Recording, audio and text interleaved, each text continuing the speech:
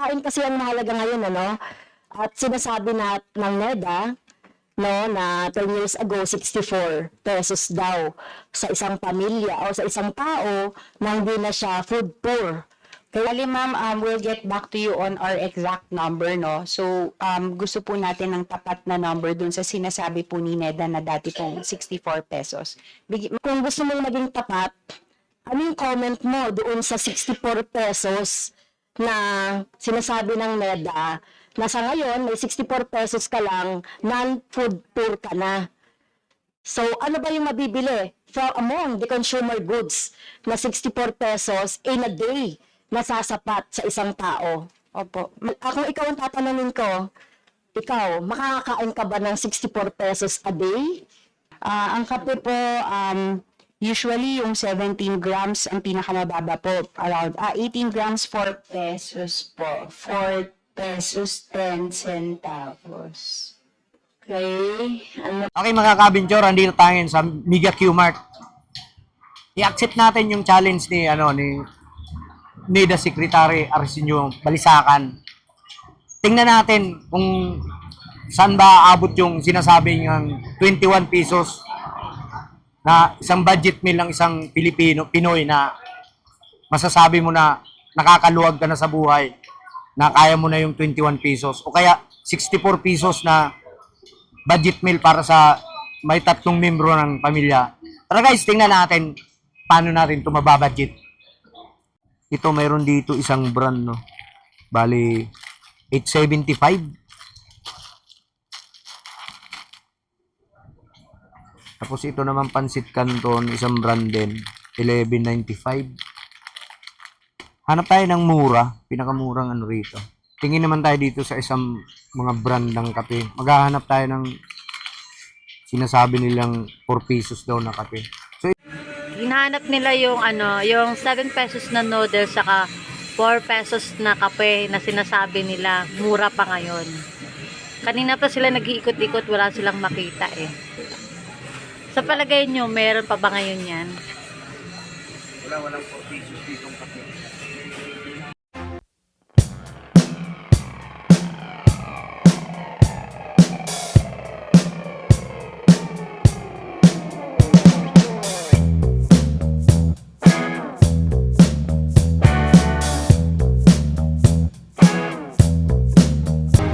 Magkano kilo nitong 200, 200. Itong, ano ba to? 160. 160. Tapos itong tilapia. Eh, ka naman niya kay Mako ang halagang 60 pesos na sira. Itong tilapia, magkano kilo nito? 150. 150. So, ibig sabihin, wala talaga akong mabibili rito halagang 64. Kunyari, kakain ako 3 bisis maghapon na pwede kong iulam sa maghapon. Masasabi mo ng masagana raw na yung buhay ng mga Pilipino pag may budget kang bawat kain mo ng 21 pesos. Sinda daw, sinda. Anong masasabi mo doon, boss?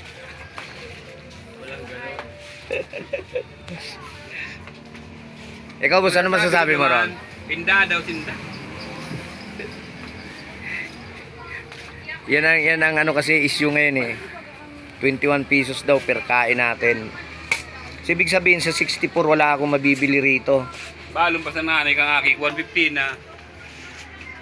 Mabibili ako ng gulay, no? Pero ang budget ko lang 64 pesos. Ano ba mabibili ko dyan sa halagang 64 pesos? Siling green lang yata yun. Siling green lang? Anong gagawin luto doon?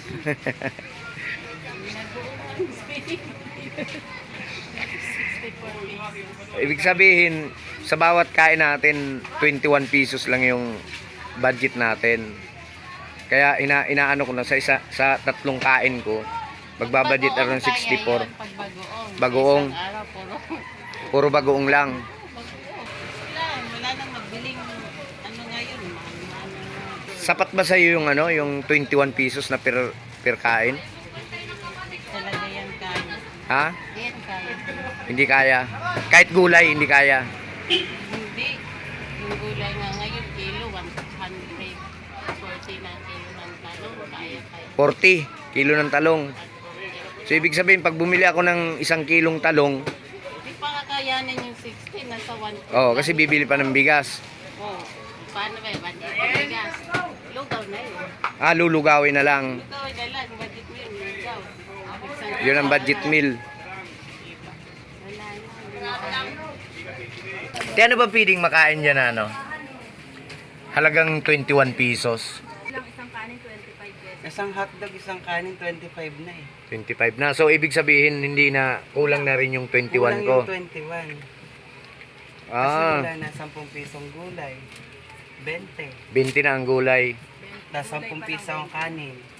30. Half rice, isang hotdog. Ayun, pwede ang half rice, isang hotdog, 20. Half rice, Yun ang pwede. May sabi kasi wala nang 21 ngayon na halagang Kasi ang mahal ng kanin, ulam, makakain ka sa halagang 21. Parang ang layo.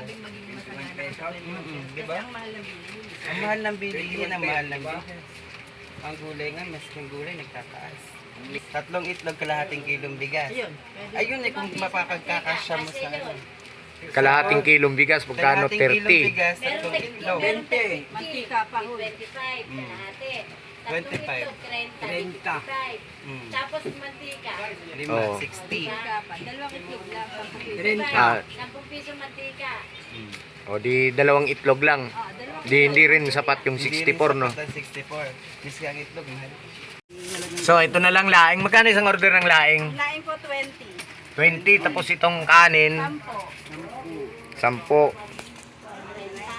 30, di kapos na yung ano ko, 21 pesos. Diyos ko, paano naman tayo mabubuhay nito?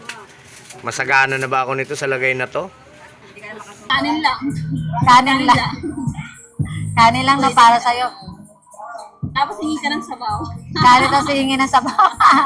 Yun na lang yung pwede mong kainin. pesos mo may isang make up ha. 15 lang yung kanin. Akin sila yung kanin tapos yung sabaw libre.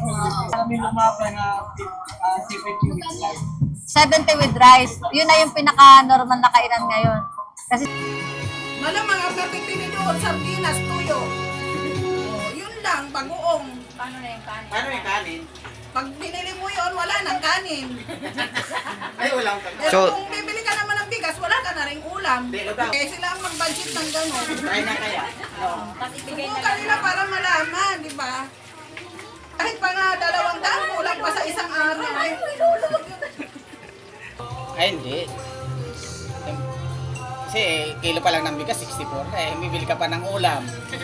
O, yun nga. kakasusin mo pa doon, mga ingredients. Pwede na ng asin, bago lugawin na lang yan. Yan, masasapat yun kung lugaw. Ito ang pisos, wala yan. Ano lang yan, ito kayo ang pisos. Pwede na sa sibuyas. Wala yung mabibili. Wala mabibili yan, eh, pandisan. 2 pandisan. Kung sino yung nagsabi, try niya kaya muna. Kung kakasya sa kanya yun, para masubukan niya. Siguro subukan niya, ano kaya yun. Kahit sino naman tao tanungin mo ngayon, walang papanig sa ano yan? 64 pesos ano?